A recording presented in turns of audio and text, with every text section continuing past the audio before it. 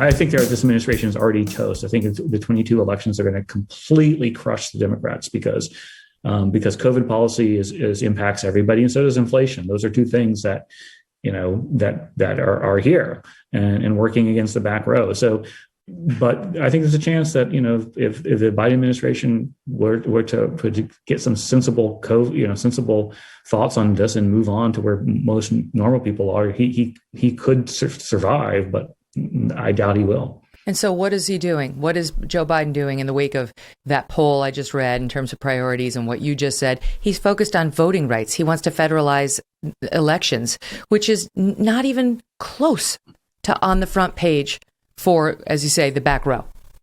Yeah, again, news trickles down. It has to be a big event to trickle down. People politics has to impact people for them to care about it. And COVID and inflation has impacted people. I mean, I'm really tired. I'm really tired of the front row. Well, actually, inflation. Well, actually.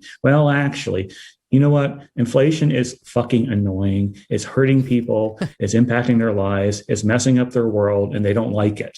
So, they're going to vote. They're going to vote whoever's in power out if there's inflation. They're going to vote whoever's in power out if COVID continues to linger and COVID continues to impact their lives. And it impacts if they can send their kids to school. It impacts if they can go into a mall. It impacts, if they can have the backyard barbecue, et cetera, et cetera. And those two things are going to, I don't think there's anything Biden can do at this point. I think the 22 elections, the Dems are toast because, again, it's not, people think about politics. You can't unleash, you can't give 5 speeches at Georgetown or Harvard, and that's not going to change. People don't care. It's what's impacting their life, and right now, COVID and inflation are impacting their life. So, Well, and on inflation, his policy has been to just sort of tell us not to believe our lying eyes. It's transitory. It's transitory. No, it's not bad. And then the press is writing like, well, you should shut up. You're mad. You can't get a Peloton right now. Oh my God, that's not who's being affected by inflation. The rich people are not the ones who are really impacted by inflation, the ones buying Pelotons, right? It's the people who have to watch it very carefully when they have to go buy their groceries every week. They're worried they're not going to be able to make their car payment. I understand. I have these people in my family. I understand this. That's not the right group.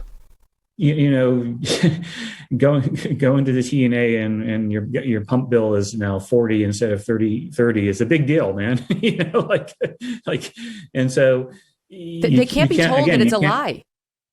You can't, inflation. You can't go, because, again, it's people see through the shit. They see through the bullshit. And it's just like, it's common sense, man. Inflation is bad.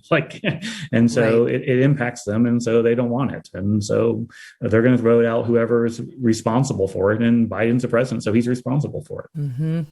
I also think these vaccine mandates are not, they're not going to bode well for folks in the back row when it comes to voting time, because a lot of these folks are more working class folks who are getting swept up into this vaccine mandate, and they don't want to have to lose their job if they don't want to get it. We've seen that too.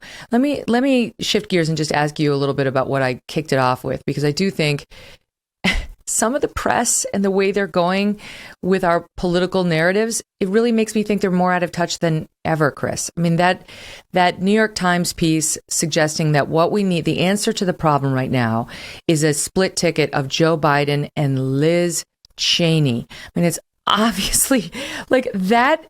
That's insane. So Liz, that's clearly written by a Democrat. Who was it? Was it Tom Friedman? Who was it who wrote it? It was Tom Friedman.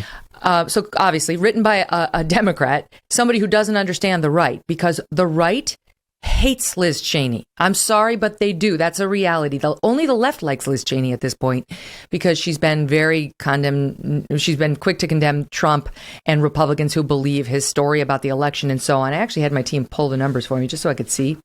Overall, only 7% of Americans, never mind Republicans, have a very favorable view of Liz.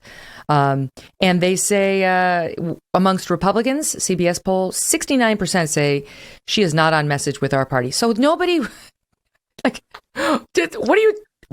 not the answer. And then you got Doug Schoen, who I love.